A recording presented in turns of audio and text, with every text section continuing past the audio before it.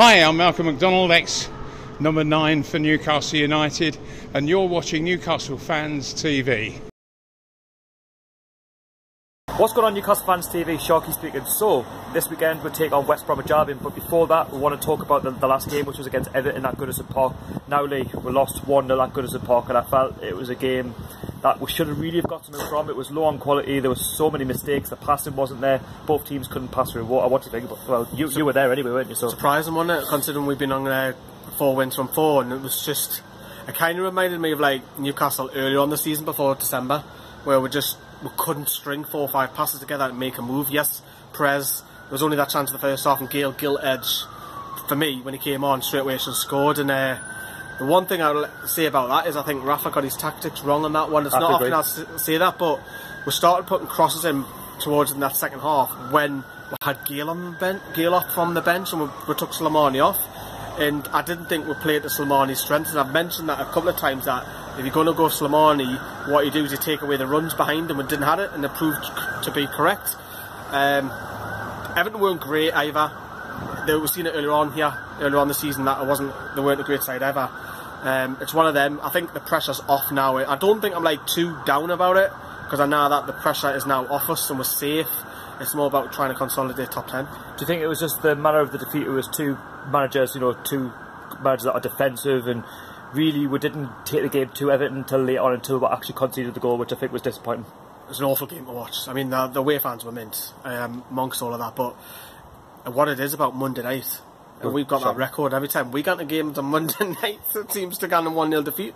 It's just one of them. You've got to knock it on the team, and I think it's not like, oh, it's not kicking off, but just move on. I think that's all he can do, and just move on. That's all I can say. Well, that's it. It's one of those games, a disappointing 1-0 defeat, but we've got the points, to show on the table. And to be fair, if we can win this weekend, which will be West Brom, we've got a great opportunity to solidify ourselves in the top 10.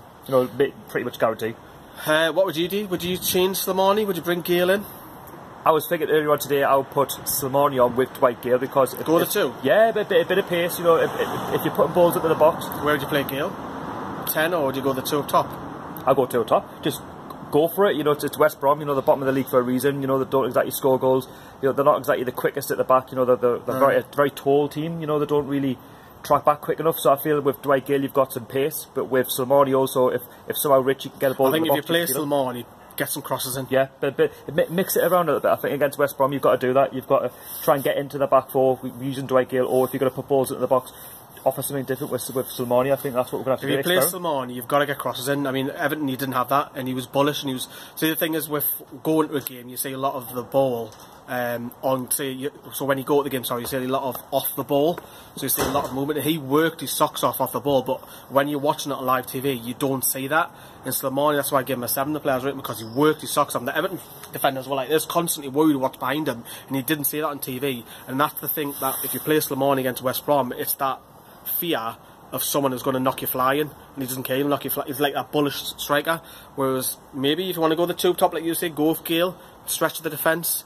I wouldn't, but I'll play one of the 2, me personally, because if you play the 2, you're going to sacrifice Perez, aren't you? But he was poor as well on Monday, mind you. But there was a lot of players that had a bit of an off day, and to be fair, they can have an off day because they're like the Perez. They delivered on them. I think West Brom have to attack. We'll talk more about West Brom tomorrow in tomorrow's video, but they have to win. They've got to win all 3 of their games. They'll attack us, which will be interesting, seeing a team come attack us, because not many relegation teams go at it and have to win. So I expect Newcastle to be playing a little bit more on the counter, even though we're the home side, because the fact that they have to win, it's massive for them. We could relegate them.